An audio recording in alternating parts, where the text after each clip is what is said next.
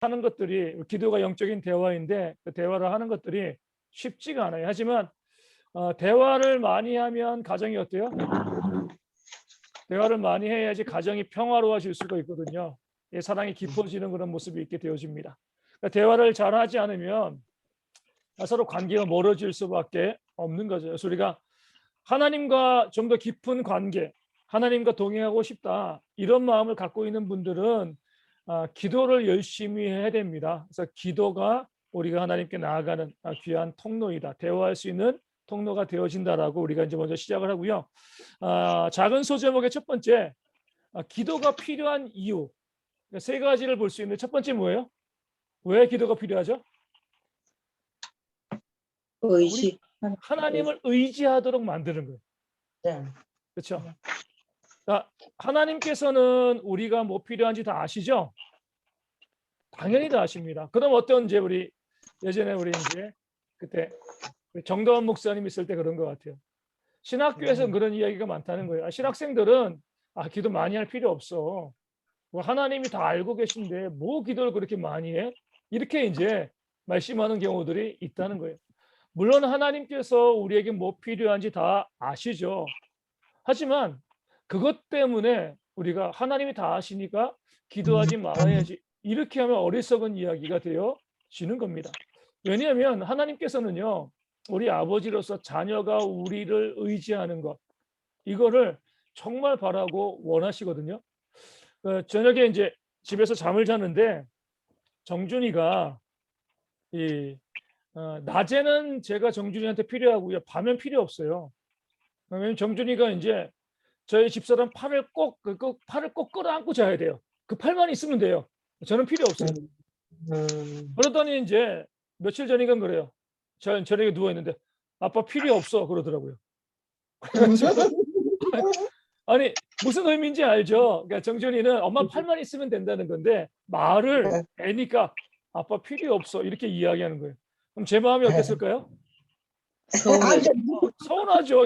무슨 의미인지 알지만 아이가 그렇게 이야기하면 좀 서운한 거예요. 우리 부모님들 마찬가지지만 자녀들이 부모를 의지한다는 것이 부모에겐 기쁨이 됩니다. 물론 피곤하고 힘들죠. 우리 책임져야 되니까. 그런데 자녀들이 엄마 이거 해줘, 아빠 이거 해줘, 이거 필요해, 저거 필요해. 내가 그것을 해줄 수 있으면 어때요? 그게 우리 가운데 기쁨이 되어지는 거죠. 자녀들이 커가지고 물론 자기 삶을 살아가야 되는 게 마땅하지만 그래도 나이가 들어서도 저도 이제 저희 어머니 집에 가면 엄마 된장찌개 끓여줘 뭐 해줘 뭐 해줘 요청하거든요. 뭐 그게 맛있어서 그러기도 하지만 부모님들이 그게 기쁨이 되는 거예요. 자녀들이 나를 의지하고 있는 것. 그러니까 나를 의지한다는 건 뭐죠? 그러니까 신뢰한다는 거죠. 엄마 아빠에게 내가 신뢰하니까 의지하는 것이지 뭐 요청을 해도 안 주면 요청할 리가 없습니다. 요청하면 주는가 그것을 신뢰하고 믿고서 이제 부모에게 요청하고 또 부모는 자녀들이 나에게 무엇인가 요구한다는 거 요청한다는 거 아까 말씀드린 것처럼 좀 귀찮기도 하고 아이들이 좀 철없어 보이기도 하지만 그렇게 나에게 의지할 때 부모가 또 은근히 그 마음 가운데 기쁨이 되어집니다. 하나님도 마찬가지. 우리에게 뭐 필요한지 다 알고 계시거든요. 그런데 하나님은요 우리가 하나님께 나아가서 하나님 이것 좀 필요합니다. 이것 좀 해주시고 이렇게 부탁하고 의지하는 것을 하나님께서는 정말 기뻐하시거든요. 그렇기 때문에 우리가 기도가 왜 필요한가? 하나님을 기쁘시게 하기 위해서 우리 하나님 의지하기 위해서 우리 하나님 신뢰한다는 표현으로서 기도가 필요하게 되어집니다. 두 번째로 우리가 기도가 필요한 이유는요. 하나님과의 사랑과 관계가 깊어지기 때문에 기도가 필요합니다. 우리 오집사님, 김집사님은 처음에 만나자마자 한눈에 반하셨나요? 어떻게 하다가 이렇게 결혼까지 하게 되셨어요? 어제 우리 이제 저녁에 공부하니까 우리 그 이수연 집사님을 왔잖아요. 이수연 집사님은 그러더라고요. 동역행자랑 처음에 만나자마자 반했냐 그러니까 한눈에 반했다 그래요. 그런 사람도 있긴 있지만 대부분은 어때요? 그냥 평범하게 만나서 이야기하고 대화하면서 점점 그 사람과의 관계가 깊어지는 거거든요. 그래서 결혼도 하고 가정도 꾸려 가는 겁니다. 또 결혼해서도 그렇게 대화하면서 그 사람과 관계들이 점점 깊어지게 되어 있는 거죠. 우리 하나님도 마찬가지예요. 우리가 하나님과의 친밀한 관계를 맺기 위해서는요, 기도를 통해서 하나님과 뭐 해야 돼요? 대화해야 되는 거죠. 그러면 하나님은 우리와 관계가 더욱더 깊어지니까 그 기도를 더욱더 즐겁게 좋아하시는 거죠. 그래서 우리가 기도하고 나면은요, 하나님과의 관계가 깊어졌다는 것을 우리가 깨달아 알아야 돼요. 기도하고도 하나님이 멀어졌다라고 하면 기도를 잘못한 거죠. 그래서 우리 기도할 때 하나님의 음성을 들으면서 기도하는 게 중요합니다. 그래야지 대화가 되어지고, 대화가 되어지니까 뭐예요? 하나님과의 관계가 깊어지는 거거든요. 기도할 때 우리가 어떻게 하나님의 음성을 듣죠?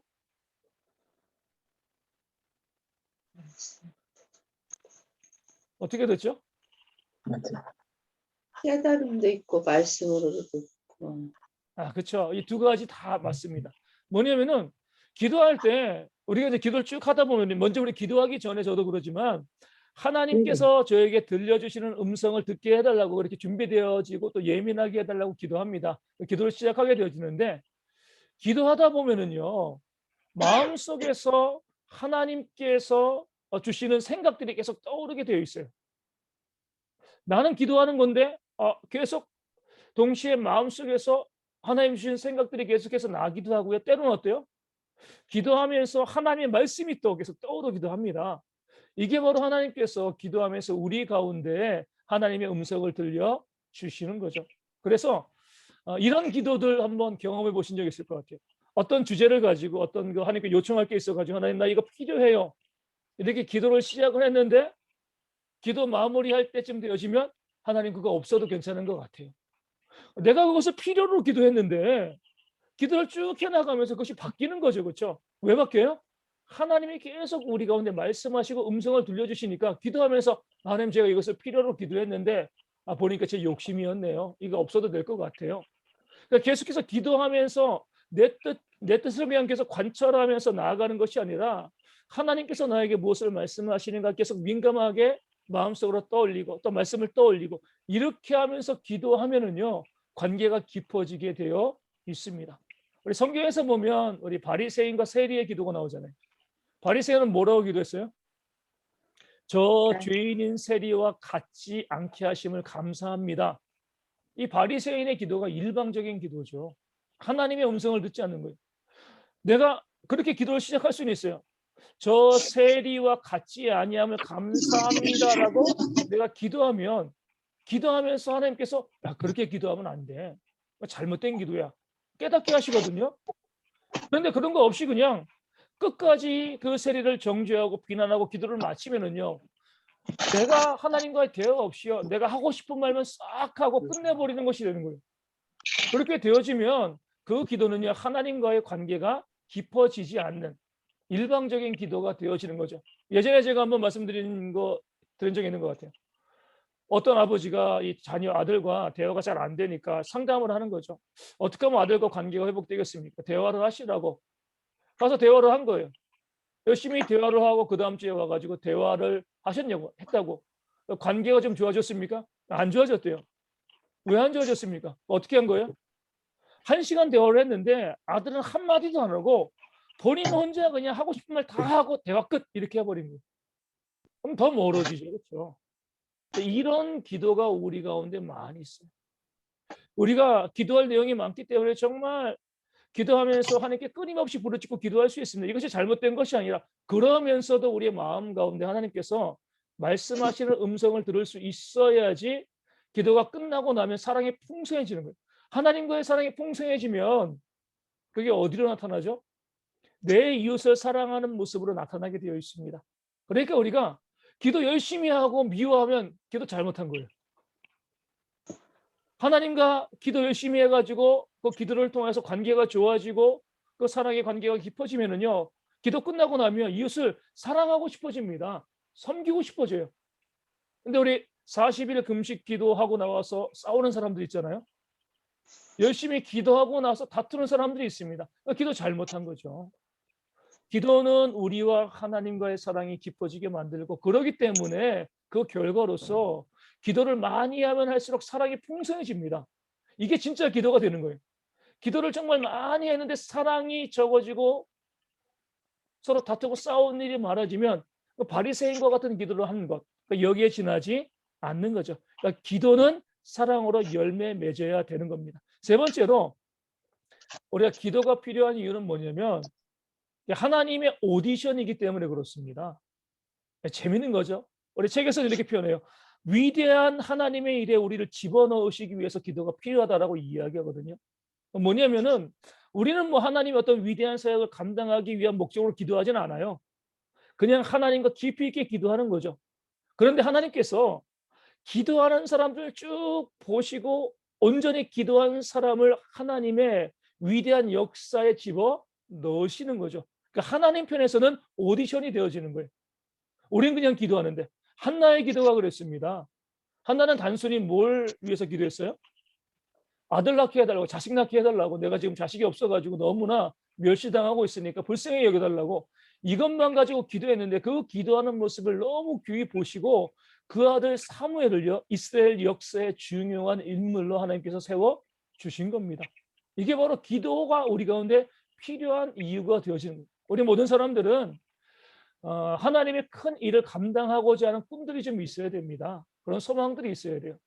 그런 소망들을 우리가 대놓고 기도하기보다 온전히 기도하는 삶에 집중하게 되어지면 하나님께서 그런 기도하는 모습을 보시고 우리를 끄집어서 하나님의 놀라운 역사 가운데 우리를 집어넣으시는 은혜가 우리 가운데 있게 되어집니다. 그런 면에서 우리가 하나님의 오디션인 기도에 열심히 최선을 다할 필요가 있게 되어지는 겁니다. 두 번째 소제목은요, 기도의 효력이에요. 기도의 효력이라기보다는 이렇게 보면 좋죠. 어떤 기도가 응답되어지는가, 세 가지를 말씀하고 있습니다. 우리가 기도하면 하나님은 반드시 응답해 주시거든요. 물론 그 기도 응답이 뭐예요? 예스도 있고 노도 있고 웨이트, 기다려, 이렇게도 있잖아요. 하지만 어떤 경우이건 하나님은 우리 가운데 기도를 응답해 주십니다. 근데 우리가 기도할 때 하나님께서 우리가 기도하지도 않았는데 우리의 기도에 응답해 주시지는 않습니다. 왜요? 기도도 안 했는데 하나님이 좋은 거 계속 주시면 누가 기도하겠습니까? 하나님은 우리와 기도를 통해서 만나고 싶어 하는데 우리가 기도도 하지 않았는데 하나님께서 계속 주시면은요, 다 알고 계시니까 필요한 거 주시면 우리는 점점 하나님과 멀어질 수밖에 없어요. 그렇기 때문에 하나님께서는 우리 가운데 간절하게 하나님께 기도하기를 원하십니다. 그러니까 간절히 기도할 때 하나님께서 응답해 주시는 거예요. 첫 번째로. 두 번째는 뭐예요? 당연히 하나님의 뜻대로 기도해야죠. 그렇죠? 아무리 간절히 기도해도요, 하나님의 뜻에 맞지 않는 것을 구하면 들어주실 리가 없습니다. 우리 뭐 가정에서도 보면 항상 그런 것처럼 우리는 어떤 것을 구해요? 우리의 기도의 제목은 내가 보기에 좋은 거예요. 근데 하나님은 뭘 주시죠? 내게 좋은 것을 주시잖아요. 그렇죠? 우리는 그냥 내가 하나님 제가 물질이 있으면 좋겠습니다 라고 기도하는데, 그러니까 내가 보기에 좋은 거예요. 하나님 보시기에 야, 너 물질이 있으면 안 돼. 안 주시죠. 그러니까 내게 좋은 것, 그것을 하나님께서 우리 가운데 역사하시는 거거든요. 그렇기 때문에 우리는 항상 기도할 때 하나님의 뜻이 무엇인가 잘 분별하면서 우리가 기도를 할 필요가 있습니다. 그렇게 기도할 때 하나님께서 하나님의 뜻에 맞는 것을 우리 가운데 선물로 주시는 거죠. 그래서 두 가지가 같이 갖춰져 있어야 돼요. 간절히 기도하는 것과 하나님의 뜻에 맞춰서 기도하는 것. 둘 중에 하나 있으면 안 됩니다. 어떤 분은 간절히 기도하는데 하나님 뜻에 맞지 않는 것을 기도해요. 안 들어주시죠. 또 어떤 분은요, 하나님 뜻에 맞는 것을 기도하는데 간절함이 없어요. 이것도 안 들어주십니다. 왜 우리의 기도가 응답되어지지 않는가? 간절함과 하나님의 뜻 두 가지가 함께 충족되었을 때에 하나님께서 우리의 기도를 들어주시는 거죠. 여기 하나 더 있어야 돼요. 이 책에서 말씀하고 있는 것은 예수님을 의지하여서 기도하라, 이거예요. 하나님의 뜻에 맞기도 하고요, 간절히 기도도 하는데 예수님을 의지하지 않고 기도합니다. 그러니까 예수님을 의지한다는 것은요, 십자가와 죄 사함을 의지한다는 거예요. 무슨 의미냐면 내가 정말 구원과 십자가의 은혜를 생각하지 아니하고 삶이 너무 지저분하고 더럽게 살아가는 거예요. 그러니까 죄악된 삶을 살아가는 거죠. 그렇게 죄악된 삶을 살아가는 사람임에도 하나님의 뜻에 맞춰서 간절히 기도할 수는 있습니다. 그렇죠? 그 기도하는 제목이요. 하나님의 뜻에 맞출 수도 있고 간절히 할 수도 있어요. 그 죄악된 삶을 살아가는데, 그런데 그 삶이 예수님을 의지하지 않는 죄악된 삶이라고 하면 하나님께서 아무리 뜻대로 간절히 기도해도 그 기도를 들어주시지 않는다는 겁니다. 그러니까 많은 분들이 여기서 실패하는 거예요. 목회자들이 하나님 뜻에 맞춰서 기도 많이 합니다. 또 기도 열심히 하잖아요. 근데 응답이 없어요. 왜냐하면 그의 삶이 거룩하지 않기 때문에 그래요. 삶에서 계속 죄악이 있는데도 하나님께서 기도 응답하시고 들어주시면은요, 더 죄를 짓죠. 거룩한 삶을 살아갈 리가 없습니다. 그러하기 때문에 하나님께서는 우리가 뜻대로 기도하고 간절히 기도해야 되지만 항상 뭐예요? 우리의 삶의 거룩함을 가지고 기도해야 된다는 거예요. 그러니까 예수님 바라보면서 거룩한 삶을 살아가고 정직하고 바른 삶을 살아가면서 하나님께 기도할 때 그 기도를 들으시고 응답하시는 하나님의 역사가 있고 그 기도가 효력으로 우리 가운데 다가오게 되어지는 거죠. 그러니까 세 가지 다 있어야 돼요. 간절함, 뜻, 그리고 예수님을 의지하는 그러니까 거룩한 성결한 삶. 이 세 가지가 다 있을 때 하나님께서 우리 가운데 기도를 응답해 주십니다. 물론 이제 그 응답은 앞서 말씀드린 것처럼 예스도 되고 노도 되고 기다려라 웨이트도 되어지는 거죠. 그래서 어떤 분들은 세상에서 목사님이 제일 편하대요. 편하다고 이야기하냐면 점장이들은요 못 맞추면 어떻게 돼요? 퇴출당합니다. 그렇죠? 못 맞추면은 아이 뭐 경험이 없어. 뭐 내가 한번 점 봤는데 못 맞춰. 이렇게 넘어가잖아요. 목사님은 돼도 감사하고 안 돼도 감사하고 모든 게 다 좋은 거니까 생각해 보면은 편하다는 거죠. 그렇죠? 점장이처럼 꼭 맞춰야 되는 강박이 없는 거예요. 근데 그게 맞잖아요. 우리도 가정에서 우리 자녀들 원하는 대로 다 해주시나요? 원하는 대로 다 해주면 나쁜 부모입니다. 그 자녀들에게 유익한 것만 해주는 거죠. 우리 많은 분들이 간절히 기도하면 하나님이 반드시 응답하셔. 또 우리가 하늘의 보좌, 하나님의 보좌를 움직일 수 있다라고 생각하는데 잘못된 겁니다. 우리에 의해서 조정당하는 신은요, 그 신이 아니죠. 우리가 신이죠. 하나님이시니까 줄 건 주시고 안 줄 거는 안 주시고 또 기다리게 할 건 기다리게 하시는 거예요. 그게 진짜지. 반드시 우리가 요구하는 대로 다 준다고 해서 그것이 진짜 하나님 됨이 아니라는 사실을 우리 깨달아야 할 필요가 있습니다. 우리 세 번째로 우리 기도할 때의 우리 자세.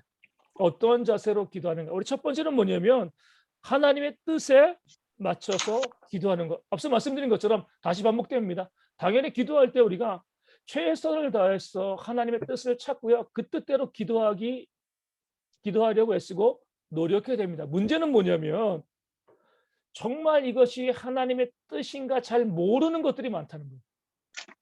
그럴 때는 어떻게 해야 될까요?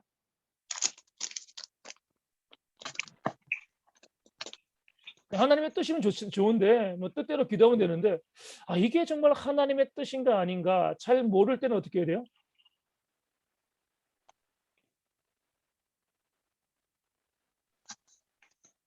우리 기도하시면서 다 하나님 뜻에 맞는 것만 기도하시나요? 저도 그러지만 잘 모를 때가 있어요. 그러니까 우리가 봤을 때 이것은 반드시 하나님의 뜻이다라고 말할 수 있는 것이 그렇게 많지 않습니다. 예를 들어서 그러니까 재림은 하나님의 뜻이죠. 그러니까 우리가 재림을 위해서 기도하는 것은 뜻대로 기도하는 것이 맞아요. 그럼 개교의 부흥은 반드시 하나님의 뜻인가요? 어떤 것 같아요? 우리 교회가 부흥하게 해달라고 하나님의 뜻이겠지. 그러지 않을 수 있습니다.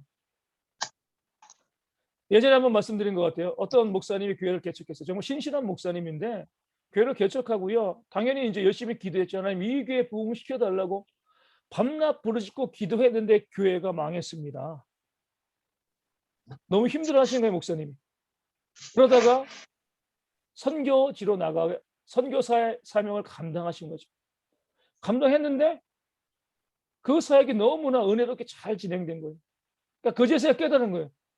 하나님은 나를 선교사로 보내려고 하셨는데 자신이 뭐예요? 개척교회 한다고. 자기가 봤을 땐 교회의 부흥이 하나님의 뜻이지만 하나님의 뜻은 그게 아니었어요. 그 교회 망하는 것이 하나님의 뜻이 되어진 거죠. 그래야지 선교사로 나갈 수 있으니까요. 망하는 것에도 하나님 뜻이 있습니다. 그렇기 때문에 예레미야는요, 그 나라가 망하기를 기도했잖아요. 그렇죠?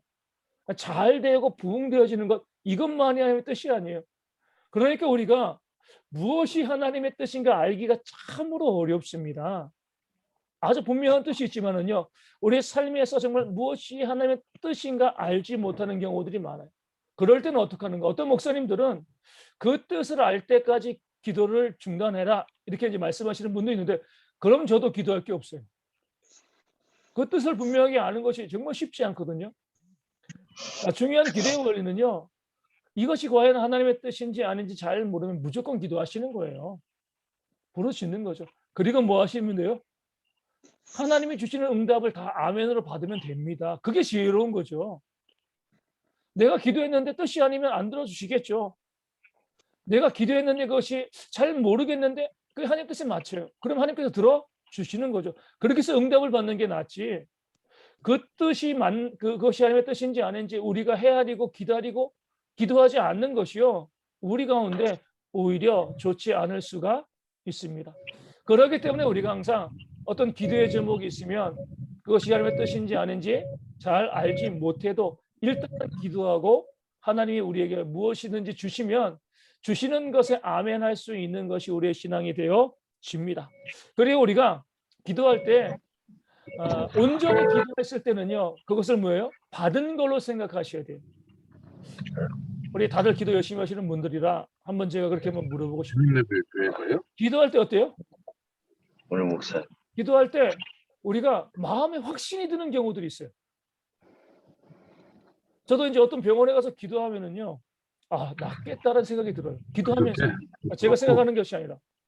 어떤 분은 기도하면 힘들겠다, 잘 모르겠다, 이런 경우들도 있는 거예요. 이거는 내 생각이 아니거든요. 하나님께서 우리 가운데 기도하면서 우리 마음 가운데 확신을 주시는 겁니다. 이런 것들은 뭐라고요? 받은 걸로 생각하셔야 돼요. 그래서 받았다라고 생각하시면. 들어가려면 똥 말고.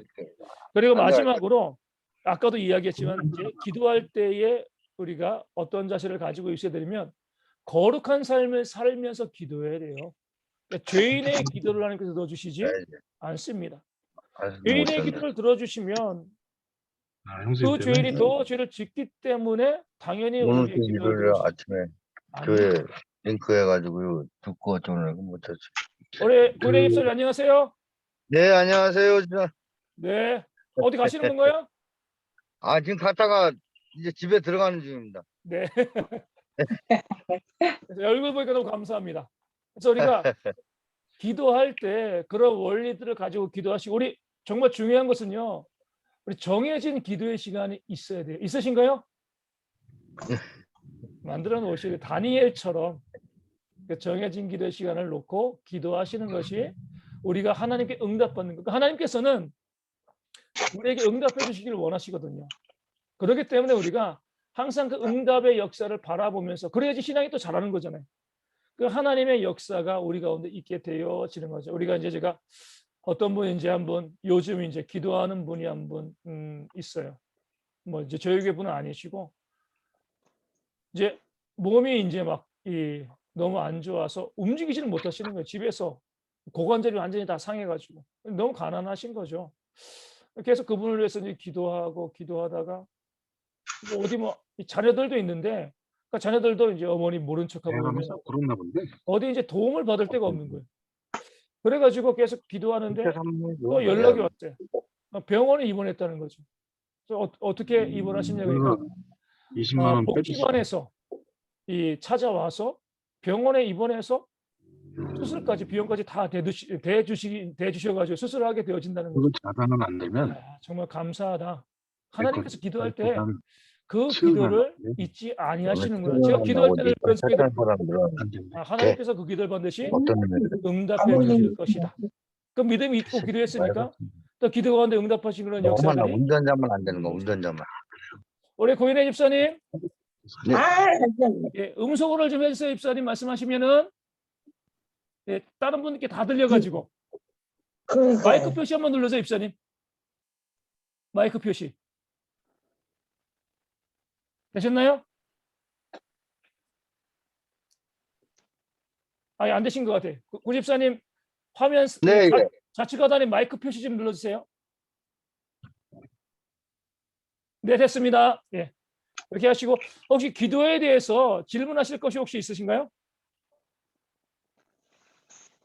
우리 간증까지 들으면 좋은데 그러기엔 시간이 너무 없기 때문에 우리 시간을 정해놓고 우리 꼭 기도하세요. 하나님께서 그 살아계심의 역사를 보여주시거든요. 그것을 통해서 우리가 신앙에 더욱더 잘할 수 있게 되어집니다. 그래서 우리 오늘 아침에도 말씀드린 것처럼 우리가 삶에 많은 문제와 어려움들이 있는데 또 간절하지 않은 경우들이 너무나 많이 있습니다. 그러하기 때문에 우리가 항상 기도함을 통해서 하나님의 응답을 받고요. 우리 간절할 때 기도 응답해 주시거든요. 그런 모습을 가지고 시간을 정해놓고 기도하는 것. 근데 말씀 읽는 게 기도보다 훨씬 쉬워요. 기도가 제일 어렵습니다. 하지만 그것을 꾸준히 해나갈 때 하나님과의 관계도 깊어지고 삶도 회복되어지고 하나님의 은혜의 역사가 우리 가운데 반드시 임하게 되어 있습니다. 우리 여섯 번째로 우리 아이들은 좋아할 주제죠. 천사와 사탄과 귀신. 여기서 첫 번째로 우리 천사, 사탄, 귀신을 봤을 때 영적인 존재잖아요. 그러니까 창조된 존재죠, 그렇죠? 네, 창조된 존재인데 그럼 언제 창조되었을까요? 천사와 사탄, 이제 사탄, 귀신 빼고 천사 언제 창조되었을까요?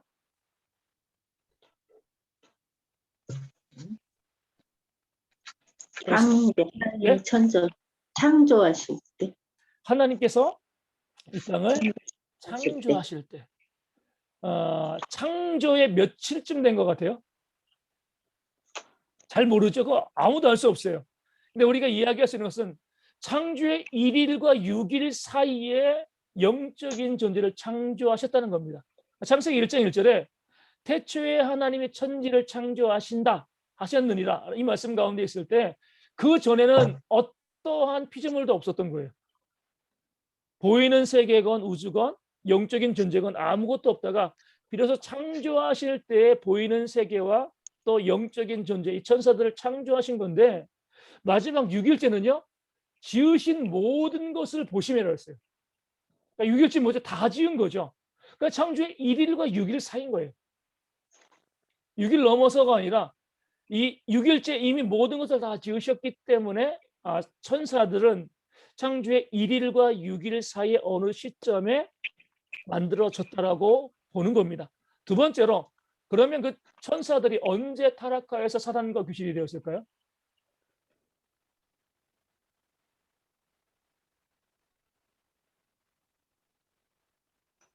언제죠? 우리 1번을 맞췄으면 2번에 좀 더 쉬운데요.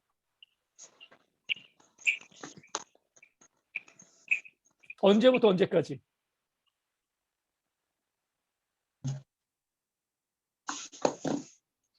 사람을 예? 예, 권사님, 홍 권사님. 사람을 만드셨을 때 그때부터 이미 저희가 되지 않았을까요? 이것도 보면 제6일째 지으신 모든 것이 선하다고 했으니까 6일은 아니에요. 타락이 발생하지 않은 거죠. 아직 선한 거예요. 그렇죠? 그러면 6일 지나서 7일부터 이제 아담과 하와를 뱀이 유혹하기 그 전에 어느 시점인가 그렇죠? 예. 우리 고집사님은 거의 이제 실시간 로드뷰입니다. 그렇죠? 그래서 우리가 타락은 창조는 영적인 존재 창조는 1일과 6일 사이고요. 그리고 이 천사들이 하나님께 반역하고 타락한 것은요. 7일과 아담과 하와 만나기 전 그 어느 사이에 이제 타락하게 되어진 거죠. 그러니까 중요한 건 뭐냐면 이거예요. 왜 하나님은 천사들의 타락을 허용하셨을까? 우리 하나님께서 뭐 천사들이 다 타락했어도요. 다 제거해 버리시고 다시 만들면 되잖아요. 우리 사람과 같이 뭐 이 하나님의 형상을 따라 지은 존재가 아니기 때문에 물론 천사들에게도 하나님의 형상이 있긴 있지만 하나님의 종이잖아요. 천사들이 범죄하였을 때 그냥 다 제거해 버리고 다시 만드시면 되는 거거든요. 그것도 우리가 이 천사들이 다 타락한 것도 아니고 일부가 타락한 거거든요. 그러면 순종하는 천사들은 남겨두고 불순종한 이 교만한 이 타락한 천사들은 다 없애버리시면 되는 거잖아요. 어려운 일 아니거든요. 근데 왜 하나님께서는 천사들이 타락하는 것을, 그러니까 하나님 조장하신 건 아니지만 타락하시는 것을 보시고 그냥 허용하고 그냥 바라보셨을까? 왜 그러셨을까요? 우리 이혜령 집사님. 어려운 일.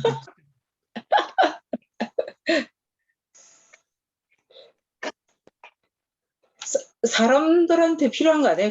타락한 천사도? 타락한 천사도 하나님께 사람에게 필요하다 이것이라기보다 약간 비슷합니다.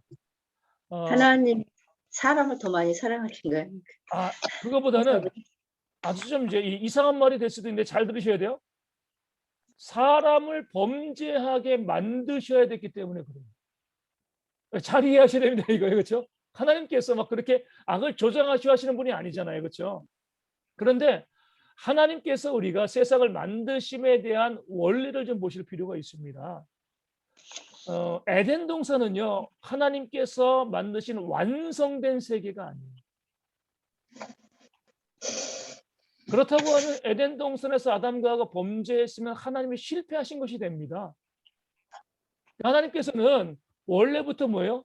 사람이 타락하여서 범죄하고 또 예수님의 십자가의 보혈로 구원받은 사람들로 이룰 그 새하늘과 새 땅이 처음부터 하나님의 목적지였던 거죠.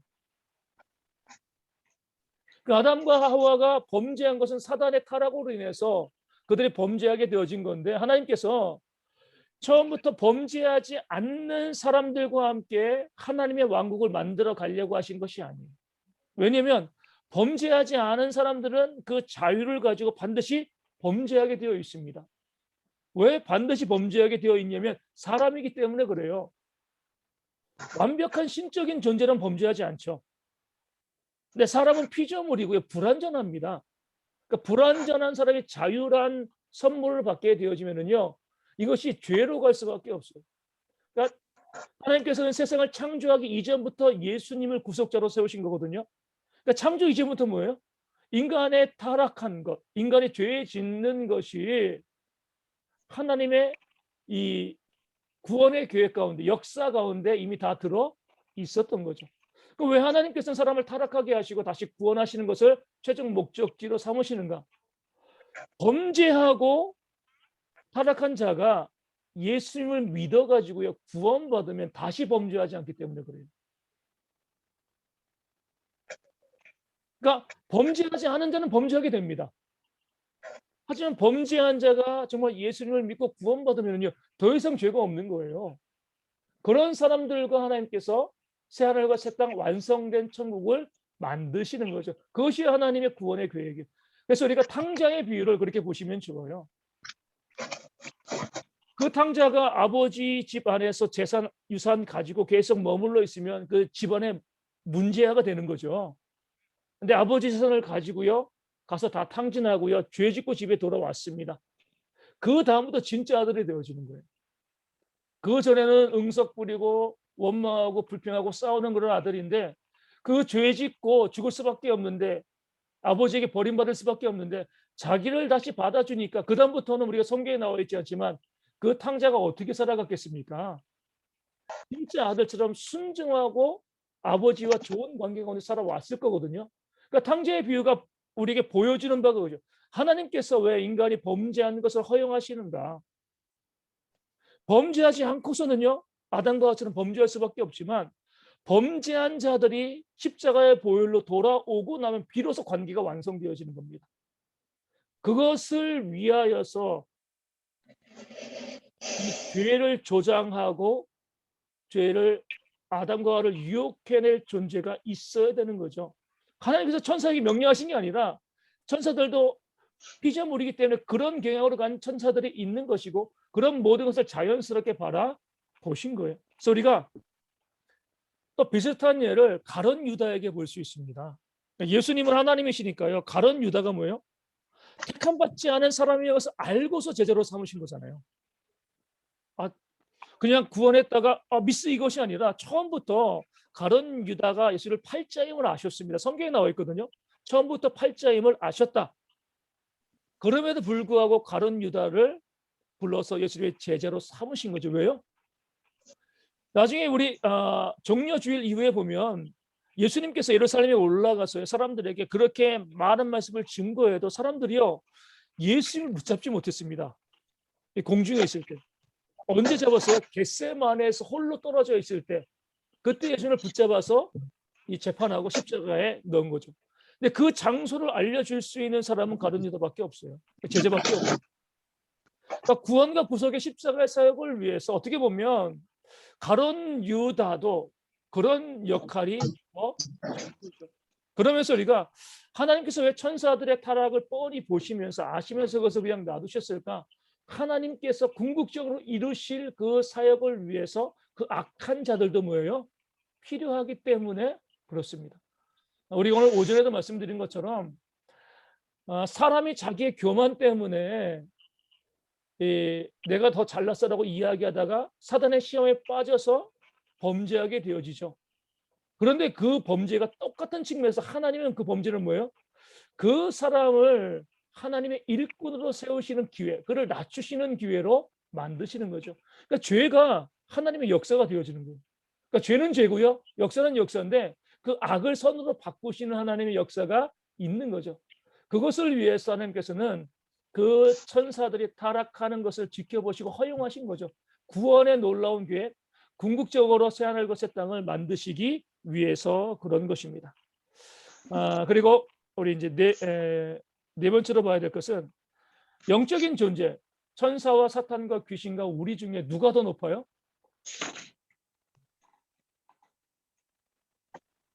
누가 더 높죠? 위치가 신분이? 우리가 더 높죠. 우리는 하나님의 자녀고요. 천사는요? 하나님의 종이잖아요. 그 사탄도 귀신도 천사에서 된 거니까 기본적으로 종이에요. 그렇죠? 우리도 이제 뭐 보면 집에서 자녀가 좀 유약해 보이고요. 뭐 종중에서 힘께나 쓰고 그런 종들이 있잖아요. 그렇다고 해가지고 종이 주인보다 높은 것은 아니죠. 주인은 주인이고 종은 종이에요. 무엇을 말씀하냐면 우리가 신분상 영적인 존재인 천사와 사탄보다 높기 때문에 우리가 천사를 우리가 영적으로 또 탁월한 존재라고 숭배해서는 안 된다는 거예요.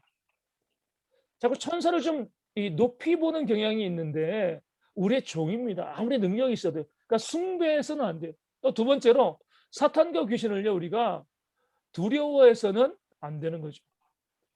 그러니까 사탄과 귀신은요 우리를 뭐하냐면 위협해요 자꾸. 하지만 위협은 하지만 우리를 무너뜨릴 수는 없습니다.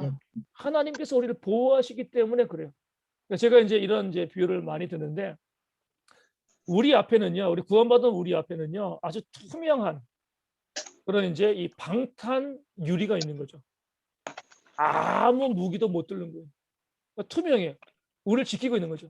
근데 저 앞에서 사탄이 우리를 향해서 이 권총을 쏘는 거예요. 그 총은요 그 방탄 유리를 뚫지 못합니다. 그런데 총을 쏘면 우리는 어때요? 투명한 거니까. 방아쇠를 당기면 무서워가지고 넘어집니다. 비명을 지르는 거예요. 이게 바로 사탄이 노리는 겁니다. 우리를 어떻게 할 수 없는데 자꾸 위협하고요. 우리가 도망가고 무너지게 만드는 거예요. 근데 거기에 넘어가는 성도들이 의외로 많이 있어요. 이게 문제가 되어지는 거죠. 어떤 경우라도 우리는요. 넘어질 수 없습니다. 무너질 수 없어요. 그렇기 때문에 사탄이 위협할 때 뭐 눈으로 보니까 두렵긴 두렵죠.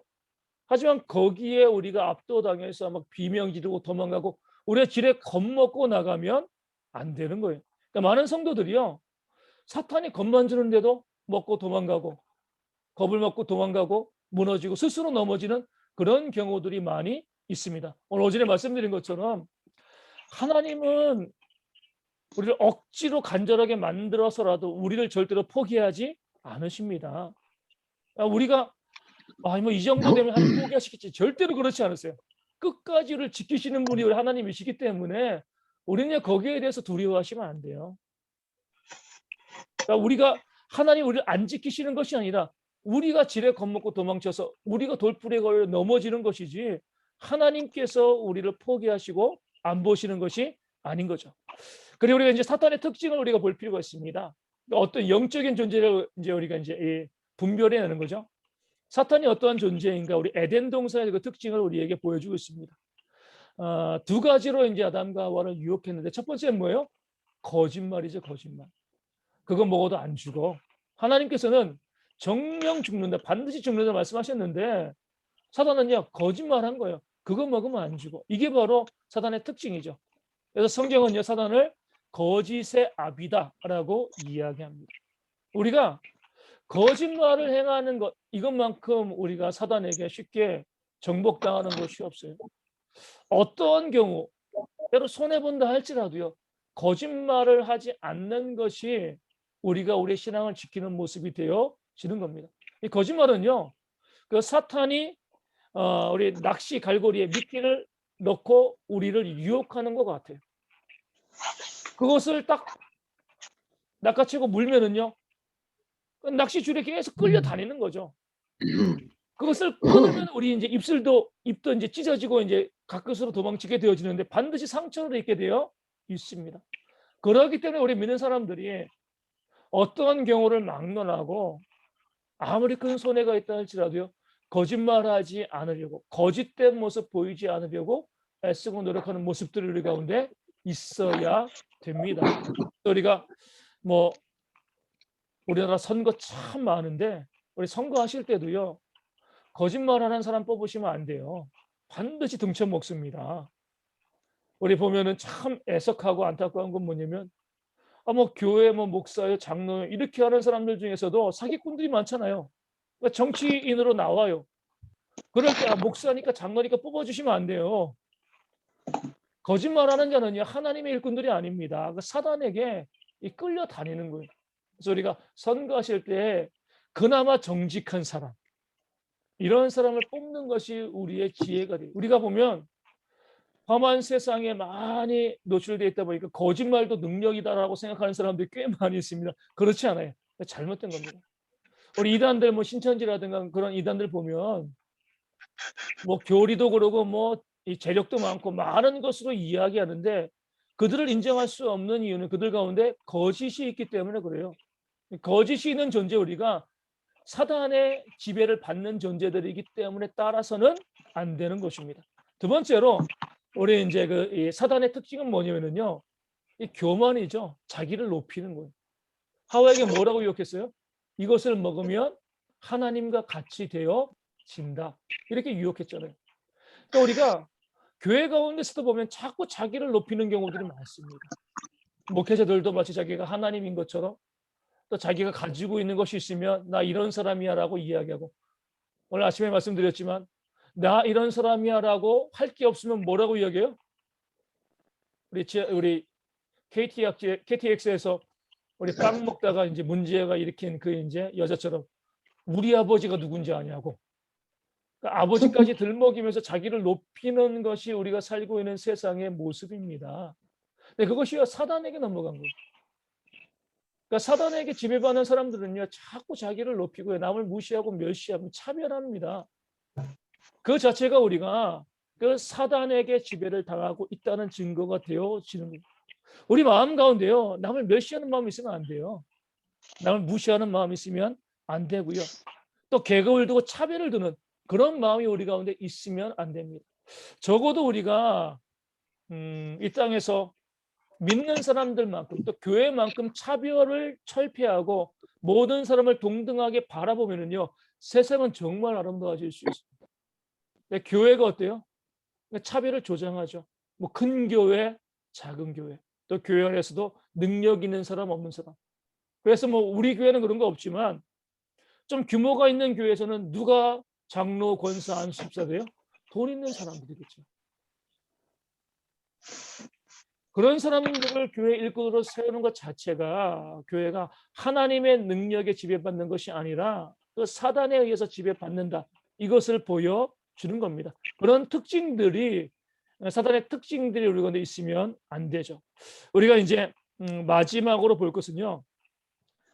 죽은 자의 영혼이 귀신이 아니란 거예요. 그렇죠? 우리 세상에서는 어떻게 보죠? 죽은 자의 영혼이 어디를 떠돈다고요? 저 부천을 떠돈다라고 이야기하죠. 저희 교단교회 중에서도 이 구로구에 부천교회가 있었어요. 그런데 어감이 안 좋아가지고 창대교회로 이름을 바꾼 거죠. 내 사람들은 죽은 자의 영혼이 구천을 떠돈다라고 생각해요. 근데 믿는 사람들 중에서도 그런 분들이 있습니다. 왜냐하면은 심판이 좀 불합리하게 보이기 때문에 그래요. 우리가 이제 알고 있는 바로는 성경에서 말씀하고 있는 바로는요. 우리가 죽으면 믿는 자의 영혼은 바로 천국에 가고요. 믿지 않은 자의 영혼은 지옥으로 갑니다. 예수님께서 십자가의 한평강도에게 내가 오늘 나와 함께 낙원에 이르리라 말씀하셨거든요. 오늘이에요. 뭐 나중이 아니거든요. 그런데 이제 나중에 예수님이 재림하시면은요. 천국에 있던 영혼도 이 땅 가운데 와서 육체와 결합되어지고요. 지옥에서 고통당하고 있는 영혼도 다시금 육체와 결합하고 결합해서 심판대 앞에 서게 됩니다. 그 사람들이 불합리한 거죠. 이렇게 생각하는 거예요. 아니 영혼이 지옥에서 심판을 받고 있는데 다시 육체랑 결합하고 다시 지옥으로 갈 이유가 뭐야? 이렇게 주장하는 거예요. 죽고 나면 영혼 수면설이라고 육체는 땅에 있고 영혼도 이 땅에 있다가 나중에 최후의 심판 때에 지옥에 가는 것이다. 이렇게 말하시는 분도 있어요. 그렇게 말하다 보니까 죽은 자의 영혼이 구천을 떠돈다. 이 땅 가운데 있다. 그러니까 믿는 사람들 가운데도 그렇게 이야기하는 분들이 적지 않이 있습니다. 그게 잘못된 거예요. 우리나라에서 우리 제사 드리는 것 누구에게 제사하는 거죠? 죽은 자의 영혼에게. 그렇죠? 제사하는 거잖아요. 그러면 정말 죽은 자의 영혼이 있고요. 죽은 자의 영혼이 우리의 생사화복을 주장한다라고 하면 우리 여기 캄보디아 가보신 분 많이 계시네요. 캄보디아 가보면 집안마다 뭐 있어요? 사당 같은 게 있잖아요. 그렇죠? 귀신들 잘 섬깁니다. 그러니까 죽은 자의 그 영혼들 잘 섬기는 거예요. 그러면 정말 죽은 자의 영혼이 있으면 그런 캄보디아가요. 세계 1, 2국가 돼야죠. 죽은 자의 영혼이 도와줘가지고 그 나라 부강하게 만들어야 되는 거잖아요. 뭐 서양 같은 경우 조상 안 섬기는데 그러면은 그 조상들이 노해가지고 죽은 자의 영혼이 있으면 아니 동양인들 중에서 죽은 자만 영혼이 이 땅에 있고 서양인들은 아닙니까? 그거 아니잖아요, 그렇죠? 죽은 자의 영혼이 구천을 떠든다라고 하면 서양인도 마찬가지잖아요. 그럼 부모도 안 섬기는 그런 서양 나라는 당장에 멸망해야죠. 우리는 합리적으로 생각해 볼 필요가 있어요. 또 이런 분들이 있잖아요. 억울하게 죽으면 그 영혼이 구천을 떠들면서 자기의 원한을 푼다. 이렇게 이제 말하시는 분들이 있습니다. 우리 무당 보면 어때요? 무당을 보면 뭐 죽은 아버지도 불러오기도 하고요. 뭐 죽은 뭐 누구를 불러오기도 하고 이 접신하는 거잖아요. 그런 분들은 많이 해요. 그런 거 보면 정말 죽은 자의 영혼이 있어서 원한을 푸는 것 같다. 이렇게 생각되어지는데 만약에 죽은 자의 뭐 영혼이 있어가지고 그 억울한 원한을 풀면은요. 이 땅이 이렇게 죄악으로 가득할 수가 없습니다. 경찰이 뭐가 필요 있어요? 억울하게 죽으면 귀신이 다 해결하면 되는 거잖아요. 김일성, 뭐 김정일, 김정은 다 평안하게 살면 안 됩니다. 독재자들 있잖아요. 얼마나 많은 사람. 지금 미얀마에서도 이 군부 독재하는 사람들이 국민들을 그렇게 많이 죽이고 있잖아요. 그러니까 죽은 자의 영혼이 있어서 구천을 떠돌다가 복수하고 원한을 갚는다라고 하면은요. 그런 일들이 벌어지면 안 돼요. 우리가 살고 있는 세상 보면 사람 죽이고 악한 일을 하면서도요. 잘 먹고 잘 사는 사람들 정말 많이 있습니다. 그 자체가 죽은 자의 영혼이 구천을 떠돌면서 원한을 복수하는 것 아니라는 것 우리에게 보여주는 거예요. 그런 거 없습니다. 무당들이 죽은 자의 영혼을 불러 올리는 건 뭐죠? 귀신들 가지고 장난치는 거죠. 귀신들이 내가 죽은 자의 영혼인 것처럼 와서 그렇게 사람들을 조종하고 두렵게 하는 거예요. 진짜 죽은 내 아버지의 영혼이 오는 것이 아니라 귀신이 그런 것처럼 사람들을 위협하고 두렵게 하고요. 자기에게 복종하게 만드는 거죠. 그래서 우리가 항상 이 좀 합리적으로 믿는 자이지만 합리적으로 바라보면서 생각을 하시면 영적인 존재들에 대해서 우리가 좀 더 깊이 있게 알게 되어지고 그들을 또 어떻게 우리가 다룰 수 있을 것인가 이런 부분들도 우리가 바라볼 수 있게 되어집니다. 그래서 우리가 6장을 여기까지 마무리하고요. 혹시 질문 있으신가요?